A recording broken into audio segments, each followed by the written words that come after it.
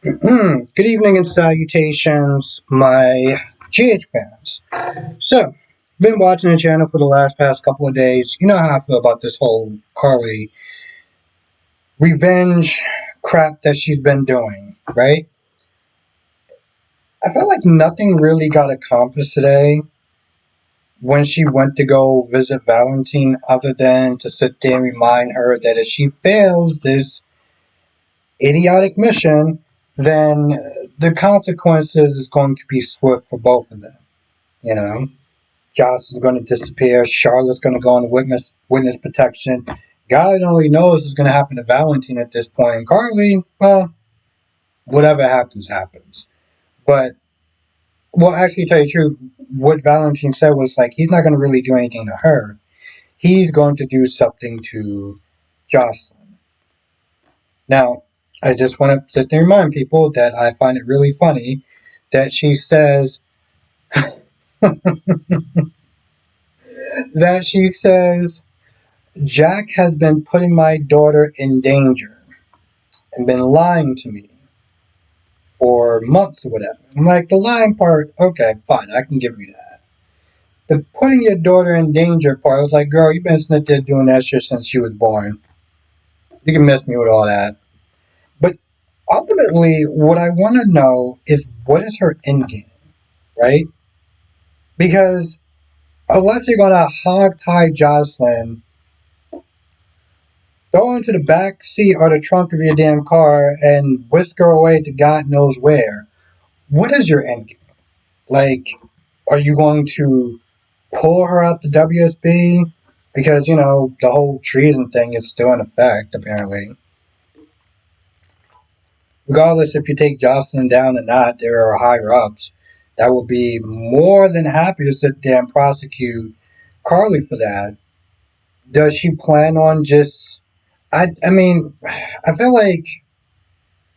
I feel like the writers haven't even finished ironing it out how this whole thing is going to go down. Because from what I understand, she just plans on getting rid of Jack, getting a new boss for Jocelyn.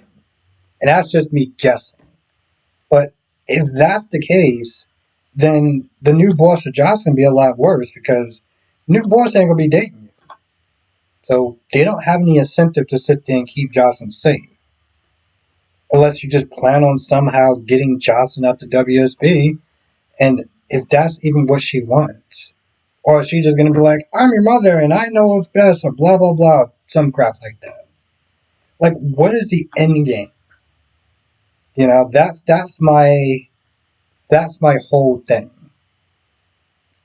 Now, Emma tries to, give a peace offering to Britt, buys her some coffee, and Britt is like, at this point, yeah, give me the most expensive muffin you can sit there and find. And she apologizes, says it's unprofessional. She doesn't want to be the resentful little girl that she was during Brit's days of her being total trash. And she's like, hey, listen, that's cool, but you're not going to be a part of this operation. You're not going to be part of this lab. I don't want you near the lab. You're not. Mm-mm. Yeah, she's like, no, I don't want you nowhere near parts of this project. Now, there's a point where she is getting her phone. She has to dig through her purse. And as she's on the phone, Emma tries to take the key fob. But it doesn't happen. And so, she's disappointed. Now, at some point, she talks to Emma. She's like, listen, it's going to be the perfect time. It's going to be the debate. Security is all going to be on the debate. And, we got to do this tonight. So Charlotte's like, okay, cool. Listen, I'll take care of it. So what are you going to do when you talk about take care of it? Because whatever that is I'm pretty sure it's going to be illegal. Pretty sure it's going to be illegal. Laura also goes to Jack, and Jack tells Laura that Anna stepped out. WSB business, they called her in, and so she's gonna be out of service for a while. Laura doesn't believe her, but he's like, hey, listen, I'm telling you the truth. Um, and of course, Laura's like, hey, listen, you can't be using my granddaughter to get information from Valentine and blah, blah, blah, blah, blah. Sends it on the way. Laura talks to Emma and is like, have you heard anything from your grandmother? And apparently, Emma says the same thing that Jack says. Out of town WSB stuff. Charlotte was with, um, I was about to sit there and say Emma Ryans. Charlotte was with Lulu. And Lulu's like, hey, listen, I got some news. Your dad's going to be stateside. That's good, right? More easier access. But the problem is, the more you see Valentine, the easier it is for his enemies to sit there and, try to grab you or use you as leverage to get the Valentine. Now, Charlotte's like, hey, listen, I get it. He's only being moved out here because Jack needs information. But they're going to protect me because Valentine is important, so I'm important by, proxy. Now, Lulu's like, all right, that's good now. But what happens when you're not important? Or what happens when Valentine is no longer of any use? So I gotta sit there and do what I can to sit there and keep you safe. And that's understandable.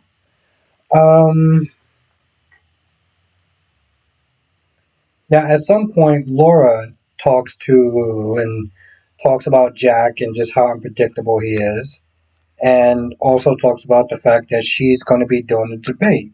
She's going to be doing the debate, and she fears that Boyles is going to somehow spin the fact that the commissioner is out of town against her, and also the fact that he has plenty of ammunition as far as her connection to Sonny.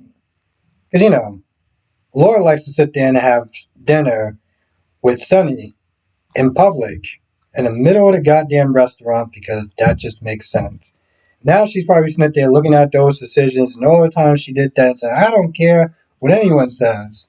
Okay, cool. Let's sit there and see how you feel about it tonight. Um, Marco, Marcos comes to Lucas' place and is like, hey, listen, I want you to move in. And Lucas is like, listen, we can talk, we just, not right now. But Jocelyn leaves and Lucas talks to him.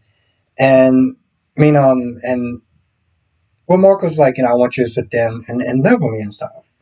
Lucas is like, I'm not too sure. I think it's too soon. I don't want to repeat what happened with Brad. And I'm like, listen, that's not fair for you to sit there and, hold the sins of what happened with Brad on to Marcos. Long story short, he convinces him to move in to Windermere, which, he's like, hey, listen, my dad made it more easier to go back and forth to the hospital, so you'll be fine. And, he agrees. Um, I totally forgot the fact that Sitwell is a hypochondriac. So Britt apparently sneaks onto the island or whatever and talks to Sitwell. And, just telling Sitwell that Dalton's a snake and, he wants to sit there and sell the project to the highest bidder. And so, once again, Sitwell's like, just keep an eye on him. Let me know everything that he's doing. And, Britt is like, I'm not a spy. I do the science stuff. And Sitwell's like, no, you do what I tell you to do. It's like, did you not just have this conversation a couple of days ago when he reminded you that if you don't do what he told you to do, your life hangs in the balance of his every whim if he decides he wants to give you the medicine or not?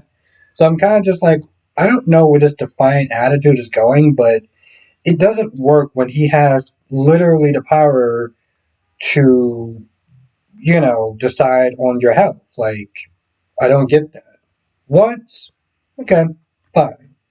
Second time, and then there's Pascal. And I totally forgot somebody said that in either my comment section or some comment section. That Pascal knows that Jocelyn is WSB. And that's going to get very tricky. And Jocelyn is not there telling Jack about Lucas moving in with Marcos and how she doesn't like it and she wants to sit there and warn Lucas because now at this point he's literally going to the lion's den with Sitwell. And Jack is like, no, this is a perfect opportunity, and basically says, unknowns to Lucas that he's an asset, and you're gonna sit there and follow through. You're gonna sit there and encourage this.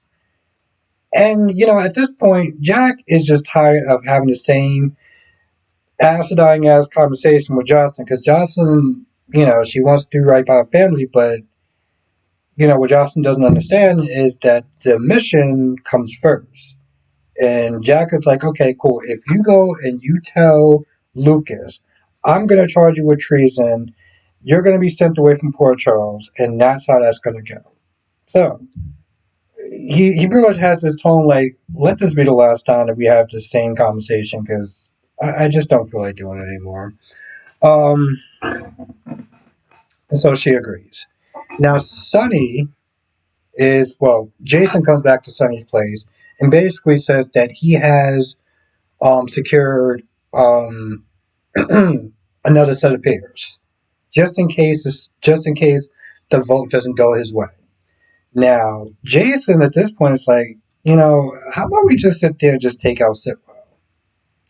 For 40 minutes, Sonny explained why that's a bad idea. Between Justine keeping eyes on him, the WSB keeping eyes on Sitwell, cops that they're looking into him, Lucas finds out, Marcos already thinks that Sonny killed his mother, and now taking out his father, and Lucas, as Sonny puts it, is a wild card. So, there's too many factors, there's too many things that's going to just cause tension with the family, and just more importantly, um, how it can go sideways, and you're not just dealing with local cops, but you're also dealing with people on the federal level. It's just not a good idea. He's just like, it has to be a last resort. And just, I don't know, I guess it just takes me back to the olden days, especially um, since we've been watching a lot of classic G8 stuff and Sonny. Sonny used to handle things, Jason coming, Jason like, yo, I'm going to take him out. Sonny's like, all right, do it. Set it up, take care of it. Now everything is just in the way. There's so much goddamn red tape. It's like, remember the days when Sonny used to do like actual mob shit and not just, you know, smuggling some stuff here, alleged mob stuff like, I don't know, like back in the early 90s, which I feel which was Sonny's like that was like, if you were a Sonny fan, that was like prime Sonny time at that point. Now it's just like it's still here. This seems kind of disappointing and like probably should have been going a long time ago. And this is coming from a somewhat Sunny fan. Um, but anyway, it's the last resort if Jason has to sit there and take his ass out. But I feel like that's about it. Double check. Anyway, Sitwell's already not happy the fact that Britt didn't call, didn't give any advance warning. Like anybody could have sat there and saw you. And then Lucas comes in the house of Marco and he's just like, the hell are you doing here? So now Sitwell's like, oh, yeah, you're not listening. I was going to hire her as my physician, but she don't have her medical license. So, yeah, that's not going to happen. Britt and Lucas go back and forth or whatever about her getting her license, and then she leaves, and Sitwell just makes a joke like, yo, listen, she actually thought she was going to be, practicing medicine on me without a goddamn license. Like I'm just her goddamn guinea pig. Um, and so, yeah, they pretty much kind of welcome Lucas in there.